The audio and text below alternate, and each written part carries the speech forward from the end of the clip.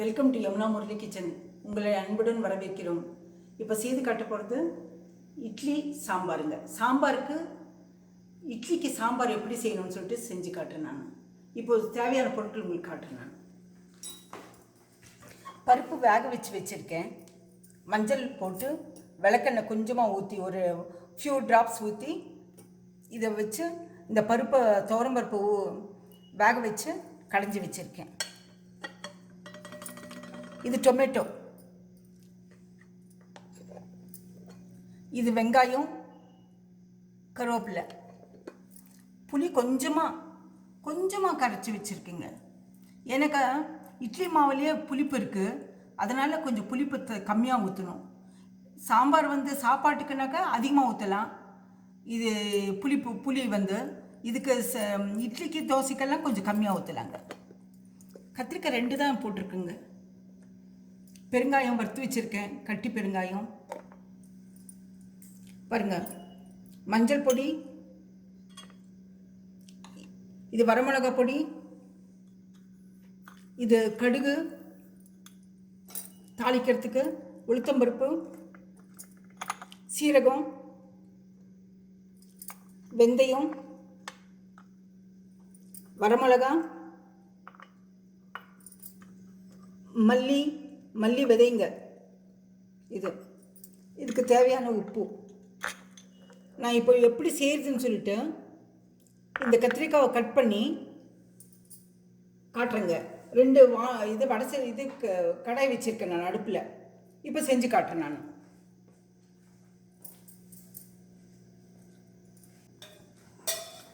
இப்போ கடாய் வச்சுருக்கேங்க. கடாய் வச்சு ஒரு 2.5 ஸ்பூன் எண்ணெய் விட்டுருக்கேன், அவ்வளோதான்.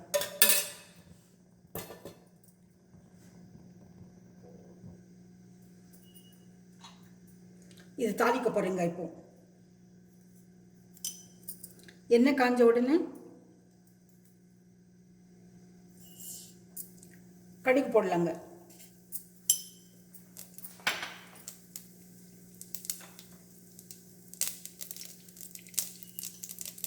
கடுகு போட்டு பொரிஞ்ச உடனே 2 உளுத்தம்பருப்பு போடலாம்.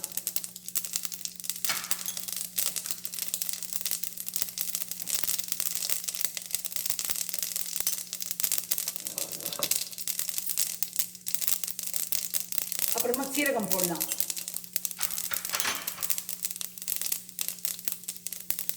வெந்தயம் கொஞ்சமாக போடலாங்க.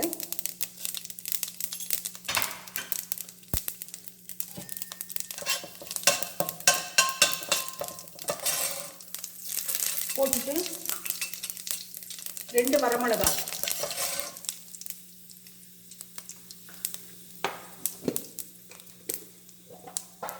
வெங்காயம், கருவேப்பிலை. வெங்காயம் கருவேப்பிலை உப்பு போட்டுட்டு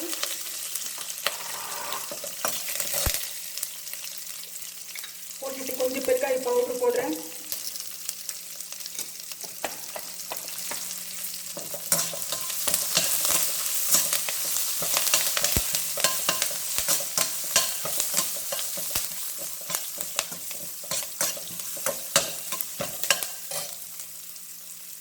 இந்த 2 கத்திரிக்காய் காட்டினா இல்லைங்களா, அது போடுறேன் பாருங்க.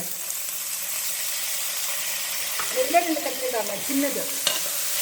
அதிகம் கத்திரிக்காய் போட வேண்டாங்க, இது டேஸ்ட்டுக்காக போடுறது. நமக்கு டேஸ்ட்டு கிடைக்குங்க. அது முருங்கைக்காய் சின்னது, பீன்ஸு சின்னது, கத்திரிக்காய் சின்னது போடலாம். இந்த சாம்பார் இட்லிக்கு தோசைக்கு தான் நல்லா இருக்குங்க. சாதத்துக்கு ஒயிட் ரைஸுக்கெல்லாம் நல்லா இருக்காது.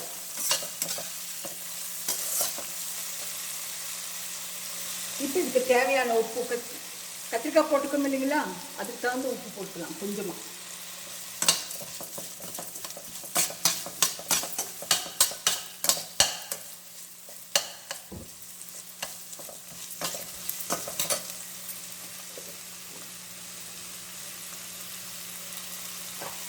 இப்போ தக்காளி பழம் போடுறேங்க நான். தக்காளி பழம் ஒரு மீடியம் சைஸு 2 கட் பண்ணி வச்சுருக்கேன். அதை போட்டு இது பண்ணலாங்க. அதை போட்டு கொஞ்சம் வறுக்கலாம்.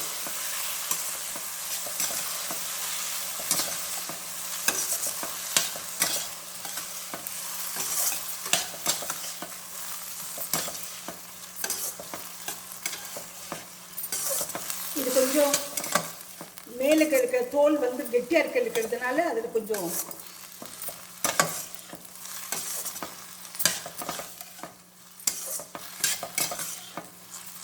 எண்ணெயில் கொஞ்சம் ஃப்ரை பண்ணுறேங்க. நம்ம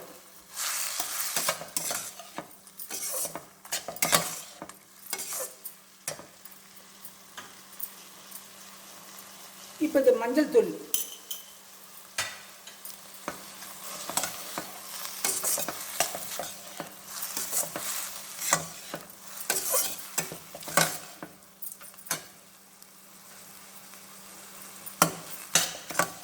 இப்போ இந்த தக்காளி பழம் கொஞ்சம் வணங்கிடுச்சு. வணங்கின பிறகு இந்த வரமிளகா பொடி போடலாங்க. இது பியூர் பவுடருங்க. வரமிளகா பொடி கொஞ்சமாக போட்டுக்கலாங்க. பார்த்தீங்களா, சின்ன ஸ்பூனில் கொஞ்சமாக போட்டிருக்கேன்.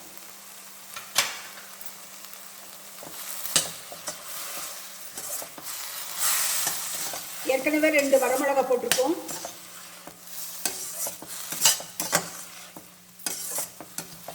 இப்போ வரமிளகா பொடி போட்டிருக்கேன் கம்மியாக.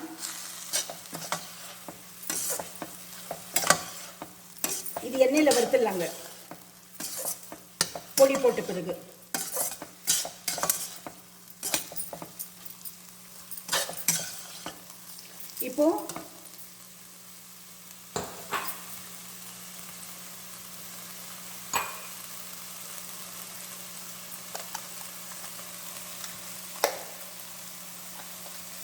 இப்போ தண்ணி ஊற்றலாங்க.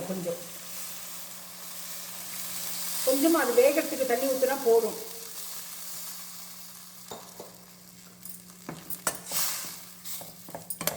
இதை மூடி வச்சிடலாம்.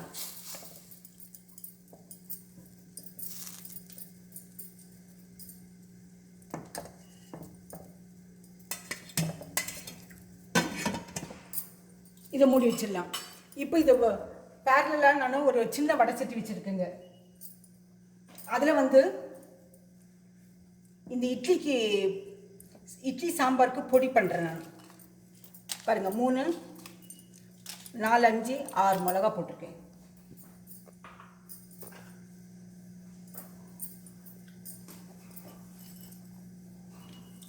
தனியா கொஞ்சம் போடுறேன்.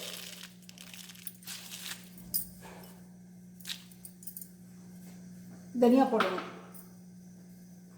5 சாமான் ஞாபகம் வச்சுக்கோங்க. பாருங்க, வரமிளகா, தனியா, சீரகம் கொஞ்சம், வெந்தயம்,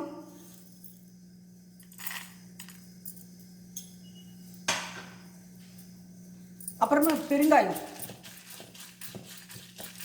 நீங்கள் பவுடர் பண்ணி வச்சிருந்தா பெருங்காயம் ஒரு 1/2 ஸ்பூன் போட்டுக்குங்க லாஸ்ட்டில் மிக்சியில் போடும்போது. இது மிக்சியில் போடும்போது லாஸ்ட்டில் இந்த பவுடர் போடணும். மிக்சியில் போட்டு இதை மிக்சியில் போட்டு வச்சுட்டு நம்ம தனியாக கூட போட்டுக்கலாங்க. பாருங்கள், பார்த்தீங்களா? பெருங்காயம் நான் வறுத்து வச்சுருக்கேன். முதல்ல வறுத்து வச்சுருக்கேன் நான்.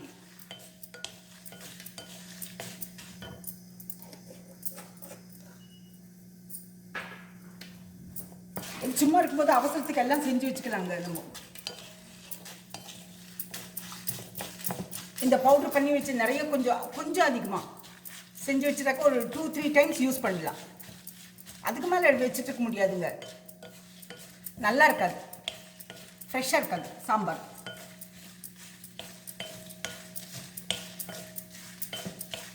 பாருங்க, இந்த மாதிரி வறுத்துட்டு இதை லாஸ்ட்டில் இது மிக்சியில் அடித்து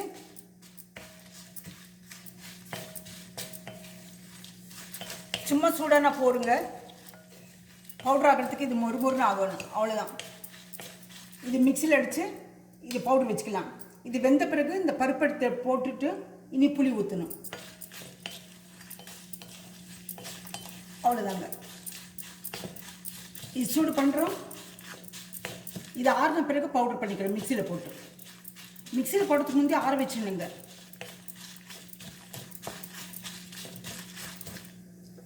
அவ்வளோதானுங்க.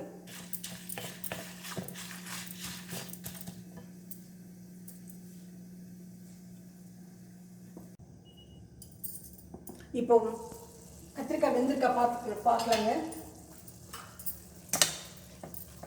கத்திரிக்காய் வெந்தாச்சு. இந்த பருப்பு போடுறேன். வேக வச்சு வச்சுருக்கேன் துவரம் பருப்பு, சாம்பார் பருப்பு ஊற்றலாம்.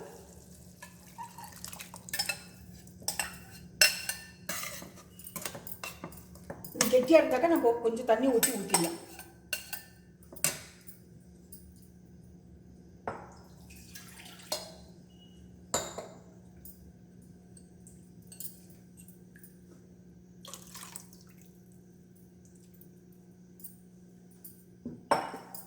இப்போ கொஞ்சம் உப்பு போடலாங்க.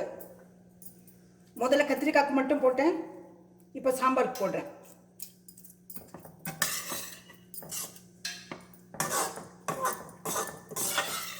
பார்த்தீங்களா?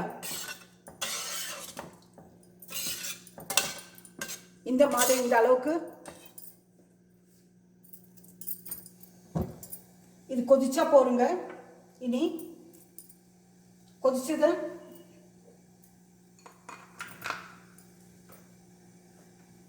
புளி கரைச்சல் ஊற்றலாம். சும்மா கொதிக்கணும், அவ்வளோதான்.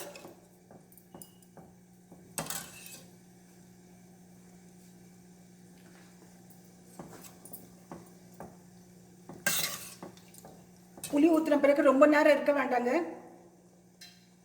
ஆஃப் பண்ணிடலாம். ஸ்டவ் ஆஃப் பண்ணிவிட்டு அப்புறம் மிக்சியில் அடித்த பொடி பாருங்க. மிக்சியில் அடித்து வச்சுருக்கேன். அந்த பொடியை மிக்சியில் அடித்து வச்சுருக்குங்க. இதுக்கு 5 சாமான் போட்டிருக்கேன். வரமிளகா, மல்லி விதை, சீரகம், வெந்தயம், பெருங்காயம்.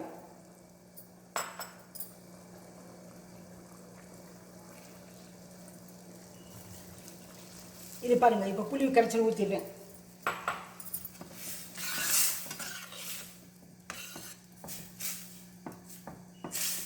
புளி கரைச்சல் ஊற்றிட்டு ஒரு கலக்கி பார்க்கலாம்.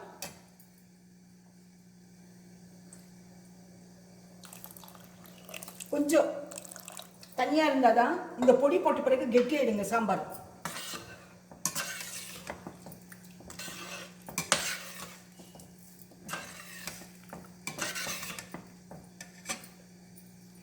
பாருங்க.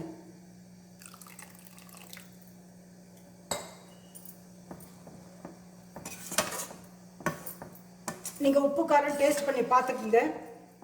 எங்களுக்கு இது கரெக்டாக இருக்கும். சும்மா அது கொதிச்சதை ஆஃப் பண்ணிடணும். ஆஃப் பண்ணிவிட்டு அந்த பவுடர் போடணுங்க. அதில் அதில் மிளகா இருக்கிறதுனால, காரம் இருக்கிறதுனால இது காரம் கம்மியாக போட்டிருக்கேன் நான். முதலே காரம் அதிகமாக போட்டு இந்த காரம் வேறு அதிகமாகிடும் உங்களுக்கு. பார்த்தீங்களா? இப்போ கொதிக்குது.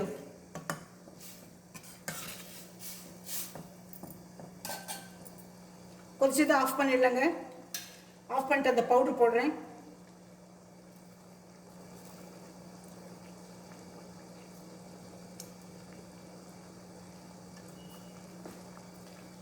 பாருங்க. இப்போ கொதிக்குது.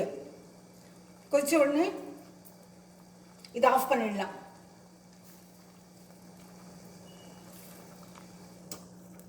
ஆஃப் பண்ணிட்டு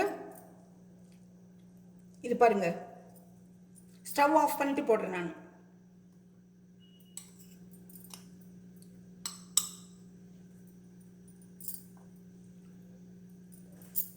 ரெண்டு ஸ்பூன்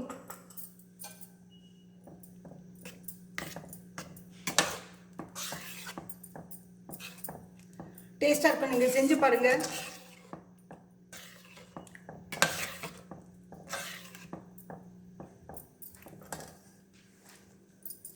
நான் இப்போ இதை மூடி வச்சிருக்கேன். அவ்வளோதான். இது போட்டாச்சு.